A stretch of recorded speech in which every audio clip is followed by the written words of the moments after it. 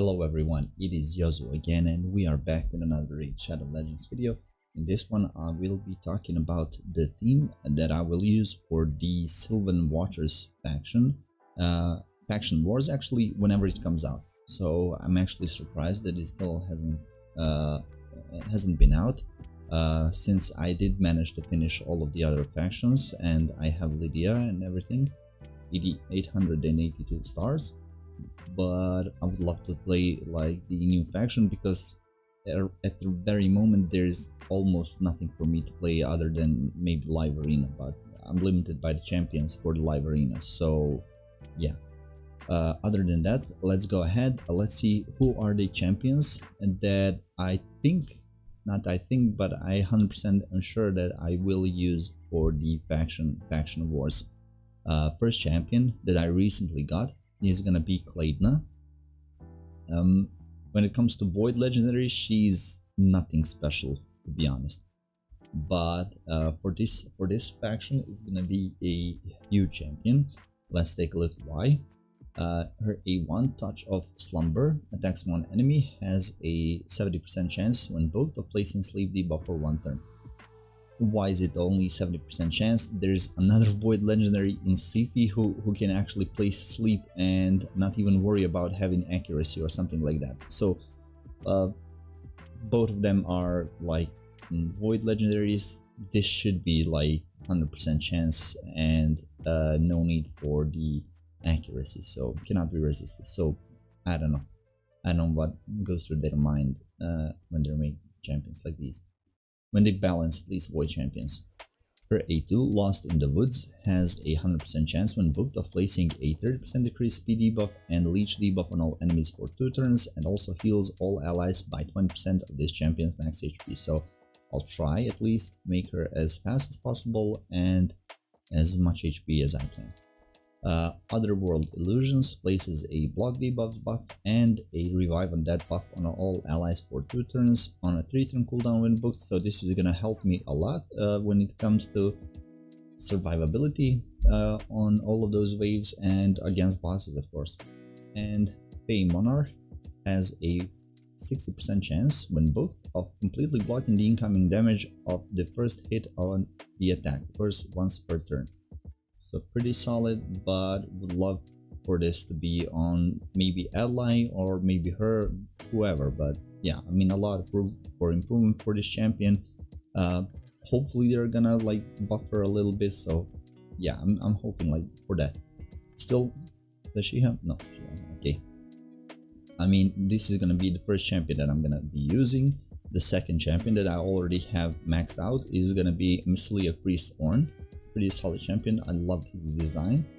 Let's take a look at his skills. Spore Stick attacks one enemy 2 times. Each hit has a 25% chance of placing 4% poison debuff for 2 turns. This is going to be great for bosses.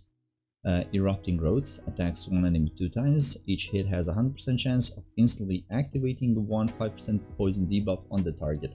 Again, this is going to be like my main boss killer. But still, this is going to be great as well for the waves. Attacks all enemies, has a 75% chance of placing 2 5% poison debuffs and a 25% poison sensitivity debuff for 2 turns. Heals this champion by 1% of the max HP for each poison debuff placed by this skill.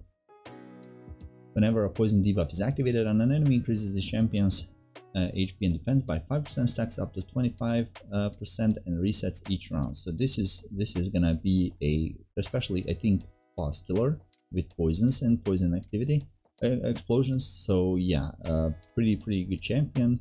I think he's gonna be staple for everyone's team.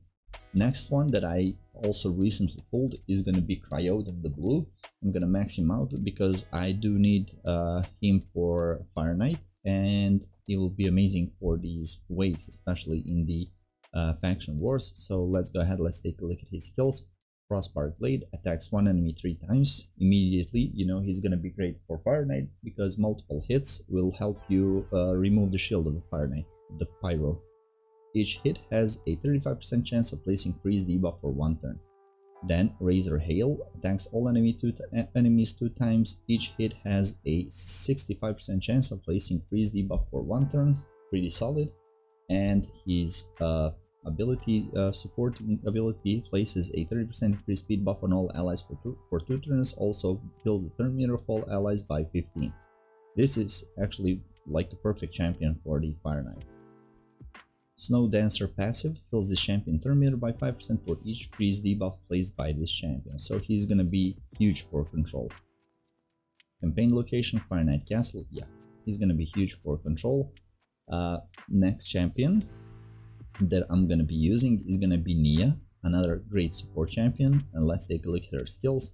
Her A1 Strangling Plants attacks all enemies, has a 50% chance of placing 30% decreased speed debuff for 2 turns.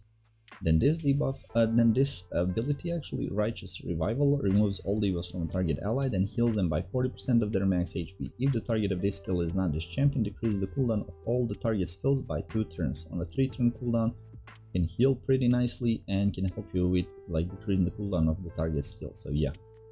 Spark Flash places a 50% ally protection buff on all allies except this champion for 2 turns, also places a 50% strengthen buff on all allies. So it's gonna be helpful whenever this champion is healed, heals each ally except this champion by 20% of that heal. She is gonna be like super good for that. And I need one more champion, so I said Kleidna, Cryodan, Nia and Ornn. So for the final part, I was thinking like 2 ways. One was maybe Deity, because he has a 100% chance of placing decreased defense debuff for 2 turns on the enemies, and as you can see, increase attack, increase accuracy on this champion, then grants an extra turn. But the thing is, none of my champions actually are like nuking or dealing damage like hitting super hard. Maybe she actually definitely can hit super hard, but as you can see, all of her skills are single target abilities. So I'm relying on heals, control, and again, like supporting heals, control, poison damage.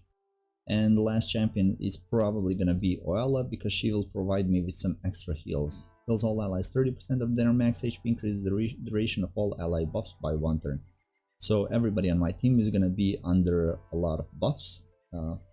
Provided from her, for example, and by her, for example, and yeah, only poisons that are gonna tick off on the enemies, and this is gonna help me. He is gonna help me tremendously with controlling the waves. So yeah, that's gonna be my main team so far. When it comes to nukers, I think this faction really lacks the nukers. Aelil is pretty solid nuker, but other than that, I don't think anyone in here deals some significant damage. So yeah, this faction is full of supporting champions, and I mean it fits their team nicely. So yeah, that's gonna be my team. So Oella, Kleidna, Cryodan, Ornn, and Nia. Thank you guys for watching. Let me know in the comments below, who do you plan on using for your Sylvan Watchers Faction Wars once it comes out. And yeah, that would be it for today's video. Make sure to like the video, subscribe to the channel, and I'll see you in the next one. See ya.